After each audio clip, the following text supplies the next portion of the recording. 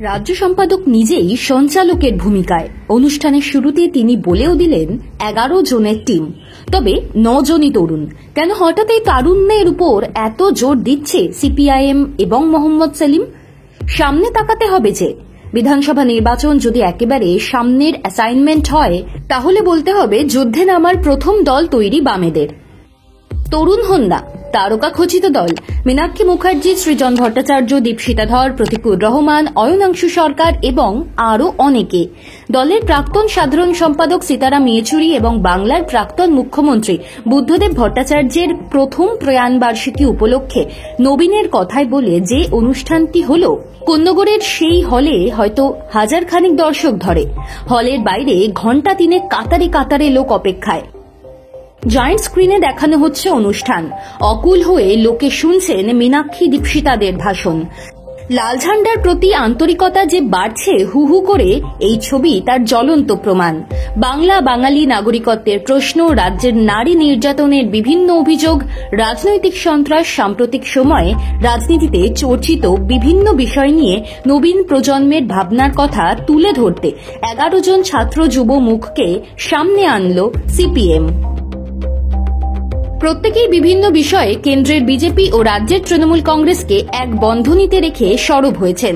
পরিযায়ী শ্রমিকের সমস্যা, আদিবাসী শিক্ষা, গ্রামীণ অর্থনীতির বর্তমান অবস্থা, শিল্পায়ন ও কর্মসংস্থান, বেকারত্ব, নারী নিরাপত্তার হাল, দেশ দুনিয়ার গতি প্রকৃতির মতো নানান বিষয়ে তাঁদের মতামতের কথা তুলে ধরেছেন সিপিএম এর কেন্দ্রীয় কমিটির সদস্য মীনাক্ষী মুখোপাধ্যায়।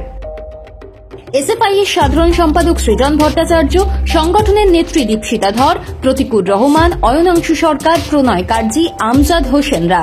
মঞ্চ থেকে বিচারের দাবিতে সরব হয়েছেন মীনাক্ষী। এই সূত্রেই তিনি বলেছেন, দেশে 2022-এর পর থেকে নারী নিরাপত্তার হাল নিয়ে তথ্য নেই, এখনো আরজিকর কাণ্ডের বিচার অধরা। নিহতের মাকে মেয়ের ময়নাতদন্তের রিপোর্ট আগলে রাখতে হচ্ছে। পুলিশ, সিবিআই, সিআইডি এতটাই ব্যর্থ। এই সূত্র ধরে তৃণমূলের বিরুদ্ধে লাগাতার সন্ত্রাসের অভিযোগে সরব হয়েছেন প্রতীকুর।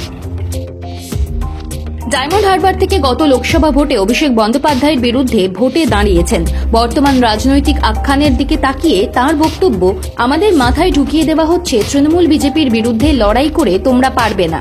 আমরা লড়াই বন্ধ করে দিলে তৃণমূলের অত্যাচারের শৃঙ্খলে আটকে থাকতে হবে। পাশাপাশি সাম্প্রতিক সময়ে বিজেপির বিরুদ্ধে ধারাবাহিকভাবে বাংলা বাঙালি বিরোধী, নাগরিকত্ব, ধর্ম নিয়ে রাজনীতির যে অভিযোগগুলি বিরোধীরা করছে, সেই প্রেক্ষিতে পরিচয় রাজনীতির কথা তুলে ধরেছেন দীপশিতা।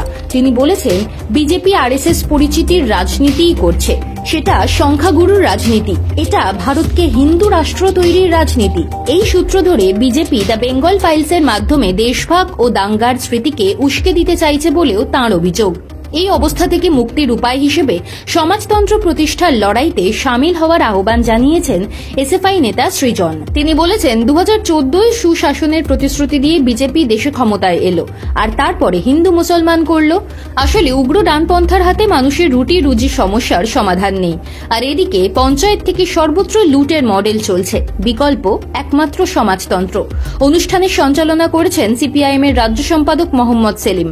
তিনিও বলেছেন, সীতারাম, বুদ্ধদেবরা শিক্ষার অধিকারের জন্য আন্দোলন করেছিলেন, আর আজ শিক্ষাঙ্গনে শিক্ষক নেই, দেশে ধর্মনিরপেক্ষ গণতন্ত্র আক্রান্ত। তারই অংশ হিসেবে রাজ্যে চলছে লুট, সন্ত্রাসের রাজনীতি।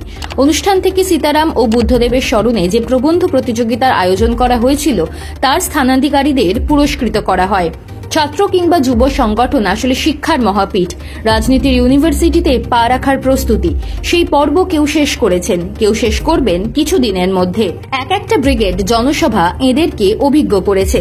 এক একটা ভোট শিখিয়েছে লড়াইটাই তো আসল, লড়তে পারলে জয় ঠিক আসে। 7 মাস পর বাংলায় বিধানসভা নির্বাচন। ছাত্র বা যুব দলের হয়ে এতদিন লড়াই করছেন যারা, তারা এবার ফসল তুলতে চান। তরুণ বা নবীন যতই বলা হোক না কেন, লড়াইয়ের ময়দানে এরাই ভরসার মুখ সিপিআইএম এর।